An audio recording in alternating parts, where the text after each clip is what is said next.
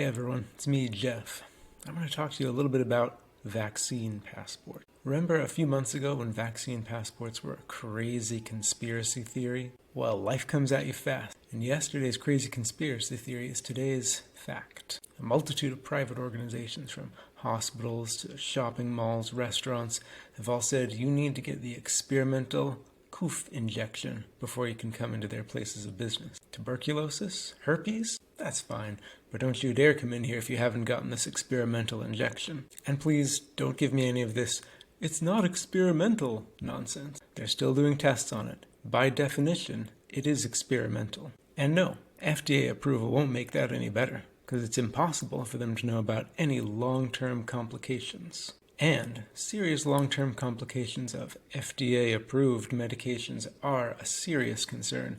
See, for example, fen-phen and Gardasil. The FDA isn't a trustworthy source in any case, since, although not too many people know this, it does receive billions of dollars in user fees from the very pharmaceutical corporations who are trying to get their vaccines and other medications approved. But I digress. There are plenty of reasons to not want to get this injection, whether it's distrust of big government, medical contraindications, religious objections, or simply recognizing that people under 75 have a less than 1% risk of actually dying from the coof. But we're at a point where people who make unpopular decisions about their own health are being systematically excluded from society. It's very reminiscent of certain other times in American society where people were systematically excluded. The name James Crow comes to mind. Some libertarians and other free-minded individuals have been pointing out this similarity. For instance, Angela McArdle, who's the chair of the Libertarian Party of Los Angeles and candidate for the chair of the National Libertarian Party, said, quote, "Question for the Libertarian Twitter accounts encouraging private businesses to discriminate against unvaccinated people. Would you also applaud racial discrimination?" A legitimate question, I think, but a lot of people tried to avoid facing the inherent hypocrisy of their positions by saying that the comparison itself was unfair. You can choose to be vaccinated. You can't choose to be a certain race. Choosing not to get a shot is in no way comparable to being born black. Comparing apples to oranges, this person said, it's an immutable characteristic. And there's this word salad from a bishop nerdy libertarian. Maybe they need to decrease the character count on Twitter again. But the worst take of them all is this. Racial discrimination is irrational hatred, but discrimination based on vaccine status is based on empathy and loyalty. Quote, "One is wrong and the other is right." It seems that people still believe the lie that vaccinations will stop people from transmitting the virus to others. It's a lie. You can see the data from Israel and Iceland.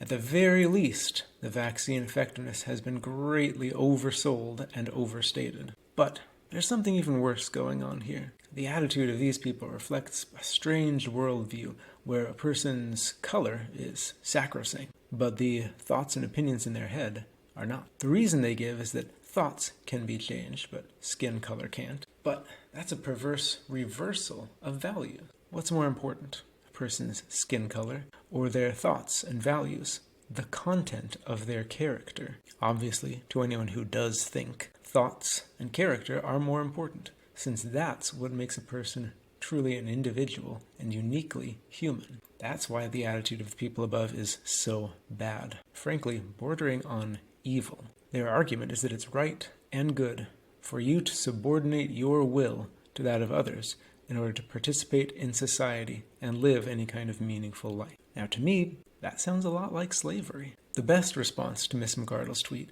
was from a person who said that he doesn't like racial discrimination, but businesses should be free to discriminate if they want to, and the market will sort out the rest, punishing people who are openly bigoted because, turns out, people don't like to shop and buy things from people who are bigoted. Now that's a rote libertarian response, but he's honest enough to add that the argument falls apart when the government exercises more and more control over business, which, even before the past year and a half, it had been doing. In fact, we find that happening at an accelerated pace, even in Miss McArdle's own Los Angeles, whose city council just approved a regulation mandating proof of vaccination to enter any indoor public space, theaters, gyms, restaurants, grocery stores. The government doesn't let these entities discriminate in other areas, but it is letting them discriminate and even mandating discrimination in this. This creates an oppressed class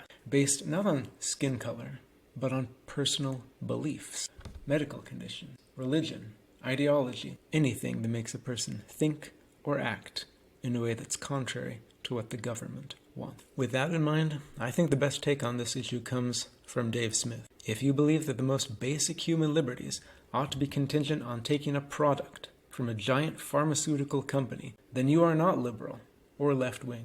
You're not a conservative or patriotic. There is only one word to describe you, and that's fascist. So what's the answer? What's the solution? I admit I don't know for certain what the solution is, but I know what it's not. A solution to problems of government mandate for a product made by a government-protected corporation in response to demand fueled by government-created propaganda for a virus that may have been created in a government lab wreaking havoc on a government-regulated healthcare system is not, and never will be, more government. Thank you so much for watching this video. If you like what we do here, please like, share, subscribe, comment, and go over to our website where you can offer donations, request help us help people who are in need voluntarily. And we'll see you next time.